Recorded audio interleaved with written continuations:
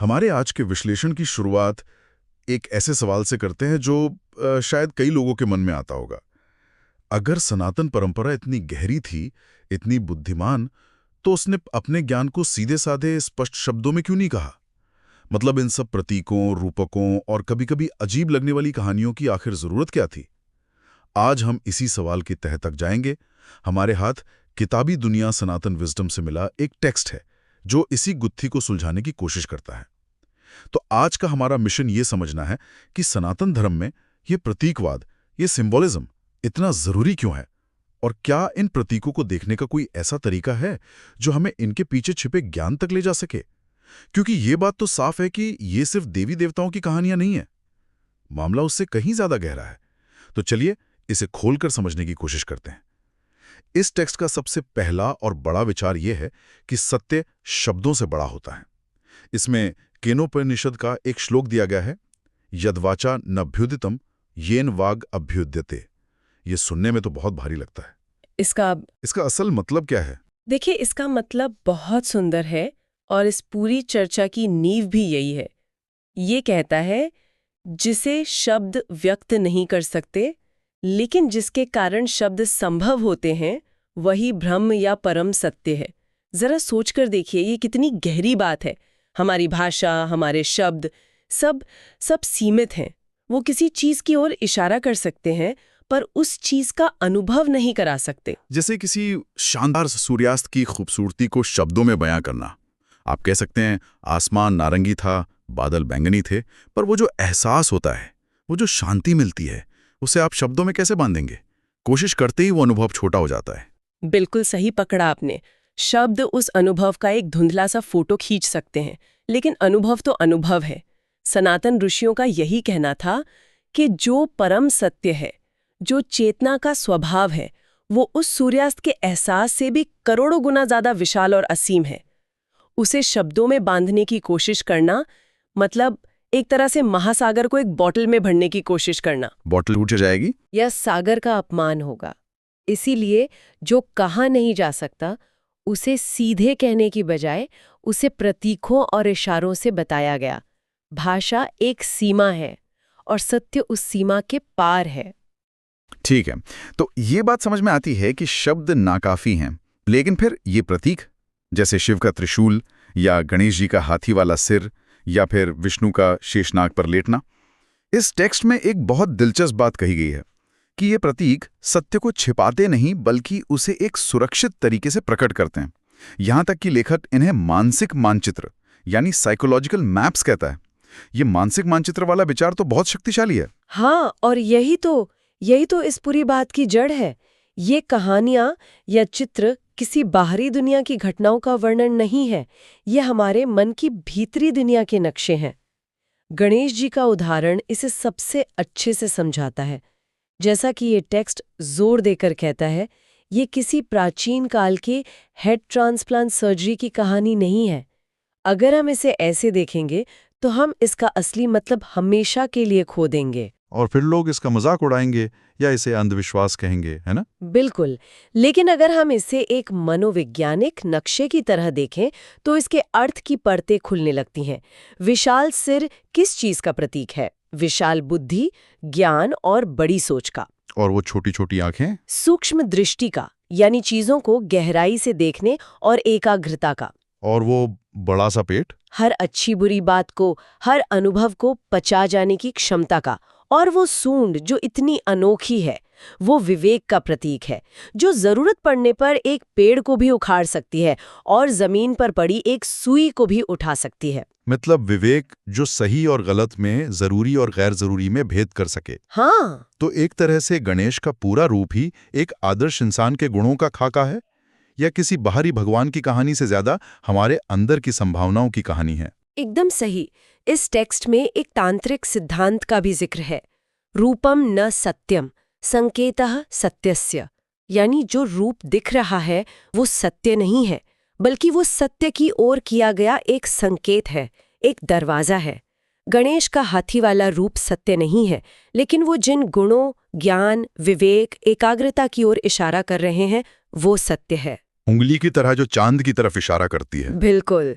मूर्ख उंगली को देखता है जाता है, बुद्धिमान चांद को देखता है। तो फिर क्या होता है जब लोग इन प्रतीकों का, मेरा मतलब जब उनका शाब्दिक अर्थ निकालने लगते हैं?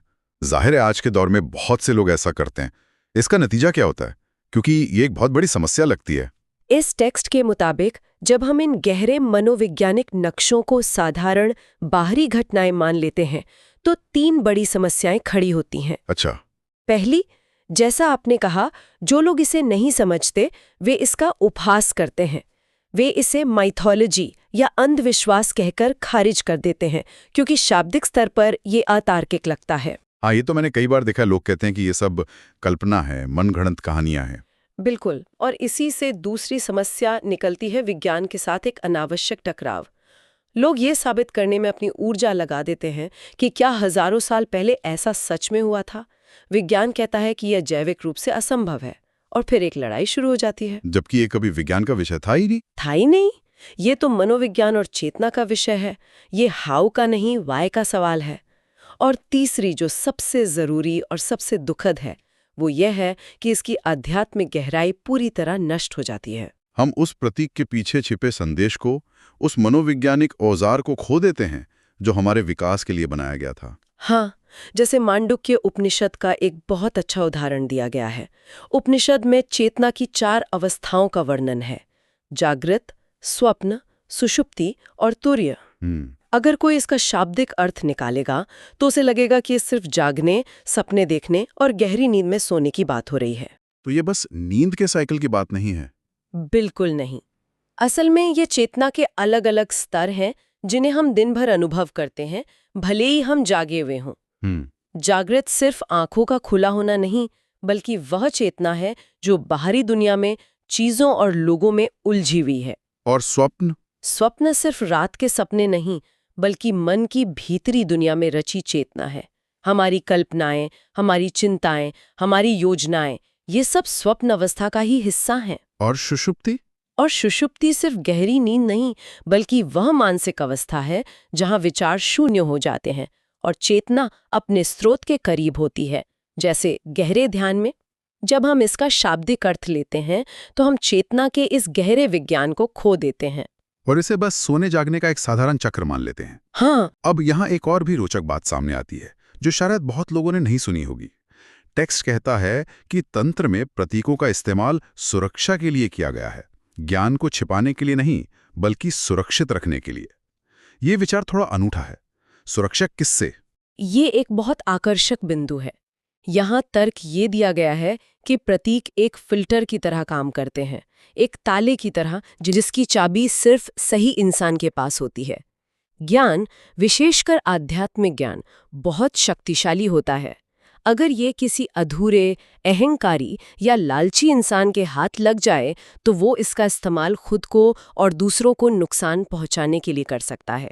लेकिन एक मिनट, ज्ञान को इस तरह छिपाने की क्या जरूरत थी? क्या ये एक तरह का एलिटिज्म नहीं है कि ज्ञान सिर्फ कुछ पात्र लोगों को ही मिले? नहीं, देखिए, ये सवाल बहुत स्वाभाविक है, लेकिन यहाँ पात्रता का मतलब किसी जाति, वर्ग या धन से नहीं है। पात्रता का मतलब है परिपक्वता और जिम्मेदारी। टेक्स्ट में कुलार्णव तंत्र का एक सूत्र दिया गया है: रहस्यम रक्षितम यत्नात् पात्रे दातव्यमेव च।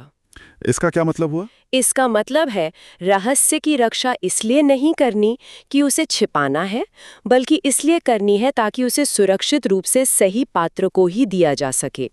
ये वैसा ही है जैसे न्यूक्लियर साइंस के फॉर्मूले हर किसी को सड़क पर नहीं बताए जाते। सही बात है। उसे केवल वही सीख सकता है जो उसकी जिम्मेदारी और गंभीरता को समझता हो।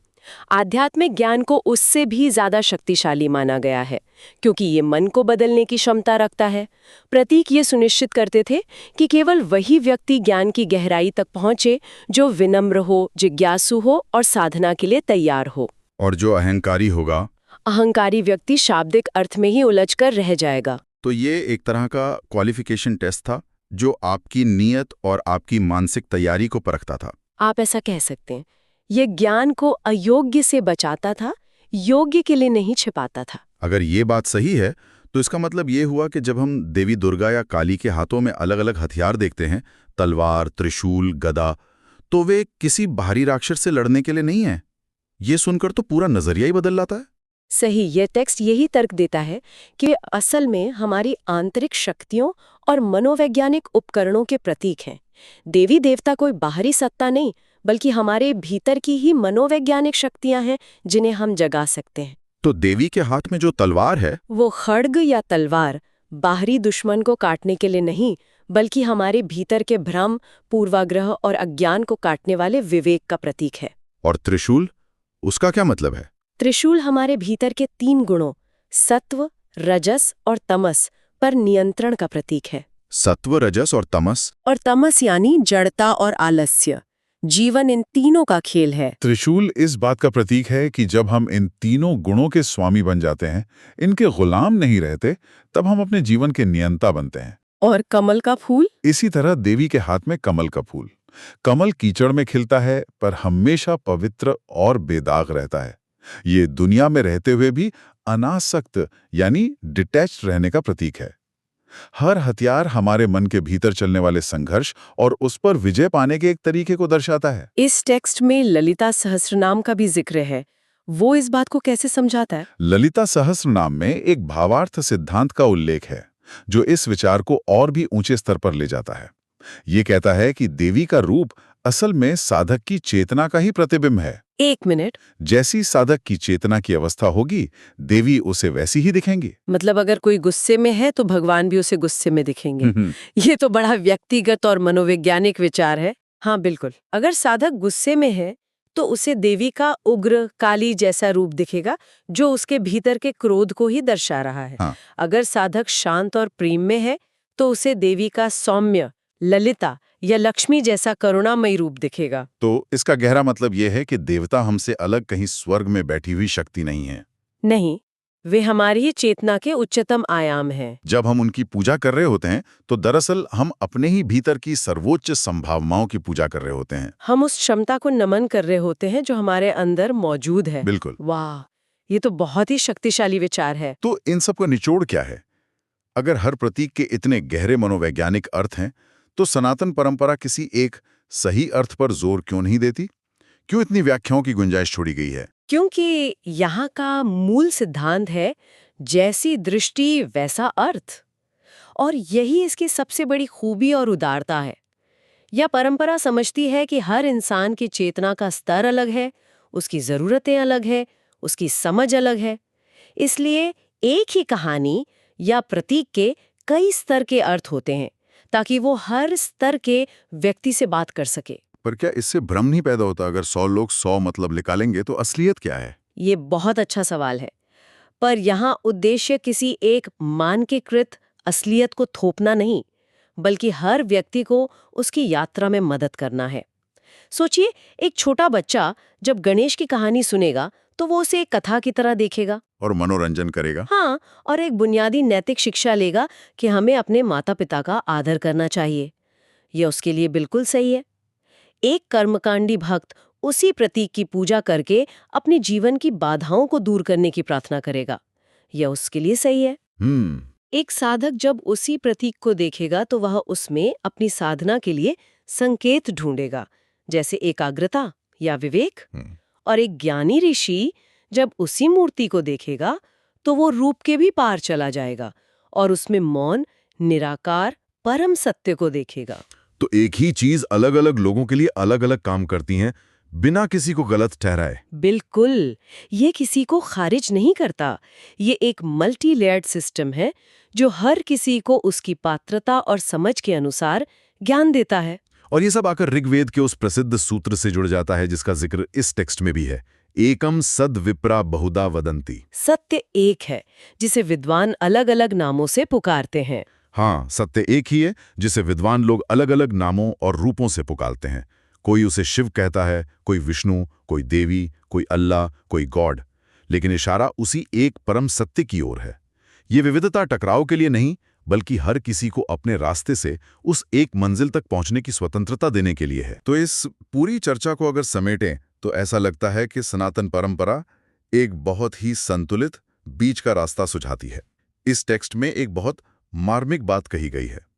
जो प्रतीक को पूरी तरह नकार देता है, यह कहकर के ये सब बकवास है, वो उसकी गहराई और इसके मनोवैज्ञानिक लाभ से वंचित रह जाता है। वो सिर्फ सतह को देखकर लौट जाता है। और दूसरी तरफ जो सिर्फ प्रतीक में ही उलझ कर रह जाता है, उसके बाहरी रूप को ही सच मान लेता है, वो भी कभी उस सत्य तक नहीं पहुंच पाता जिसकी ओर प्रतीक इशारा कर रहा था। वो उंगली को ही देखता रह जाता है, चांद को नहीं देख पाता। सही बात है। रास्ता इन दोनों के बीच में है। प्रतीक का सम्मान करना, उसे एक साधन की तरह इस्तेमाल करना, लेकिन हमेशा याद रखना कि मंजिल प्रतीक नहीं, बल्कि वो है जिसकी ओर प्रतीक इशारा कर रहा है। हाँ, उठ नहीं है, वे उन सत्यों की भाषा हैं जो शब्दों से डरते हैं।